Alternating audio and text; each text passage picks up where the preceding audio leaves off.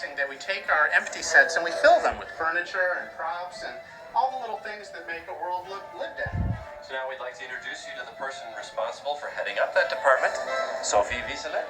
So I'll take you into the computer to show you how the set dressing artists take the model that are given to us by the modeling department, the architectures, the props, to put this all together into believable environments for our characters to act in.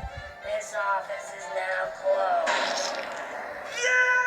So here I have an example of the sushi restaurant, and this is our working environment. This is the software we use to create these sets. And we have a camera view here. That's the shot that the layout department has created. This is the shot that will be seen in the movie.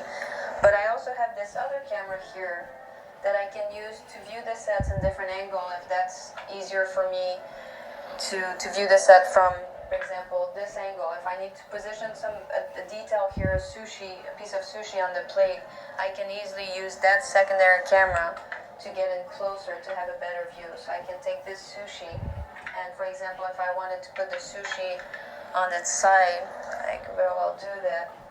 So here's the sushi on the plate. I'd probably have to do a little bit more tweaking to get it not to intersect with the plate. That's an example. Here, perhaps we want to move the cup a little bit more screen right. So I'm going to position this secondary camera here on the top as a top-down view, and I'm going to move this cup a little bit more screen right. And so you can imagine that this is the software we use to create these sets, all these individual props, all the architecture. It's called Pipomatic. And Pipomatic is a tool consisting of a variety of components like straight pieces, connecting pieces, and curved pieces. And that tool was built by a modeling TD to allow us to put all these pieces together to form a set of pipes. One thing that the set dressing department is also responsible for is the shader variants, different appearances. And in the set dressing department, the artists are responsible to integrate these variants into the set. Different types of metal that we could apply to the different pipes, depending on what set they were shown in. And this was all made from the single components that we saw earlier. Now let me show you some examples from the movie of pipes that were used as maybe a different way that was intended. The console in the secret lair where Randall and Fungus work is also made out of individual pieces of models we found in different sets, but mainly Pipomatic. Every individual model that we get from the modeling department is integrated into these sets to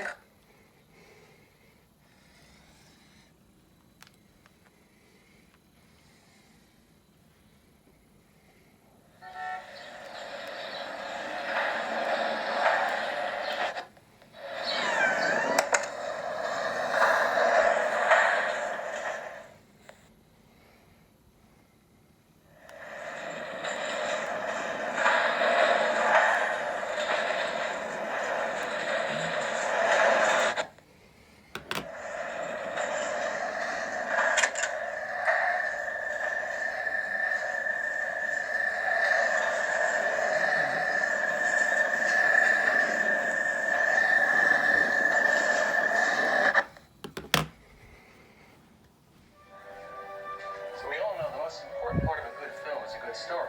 And in the story department, we take all our ideas and we give them a shot.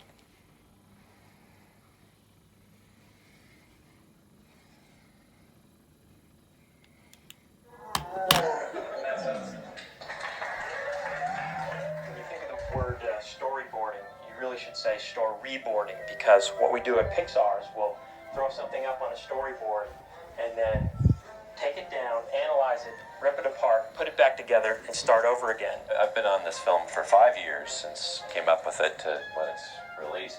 And the thing that's been the hardest to do is just get the story to be just right. As it's been said many times, they could put a sign over our door here in the story room where we work that story is king, that story always has to work before you can move down the line and have the other departments plus it to the final film. But if it doesn't work here, you just can't let it go downstream.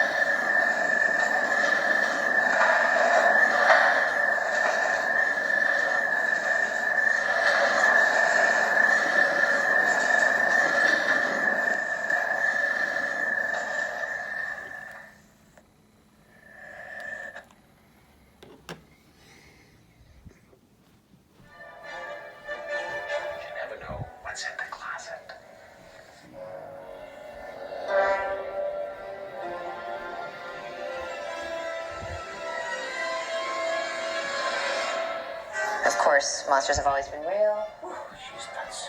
I've met a lot of it in my life. So now the truth comes out, doesn't it? I've known from the beginning monsters live on the other side of the closet. Just a closet where you go to sleep. When we started getting into the story, it was really fun to sort of play into that notion and then immediately change it and show that monsters are in fact far more scared of kids than kids are of monsters.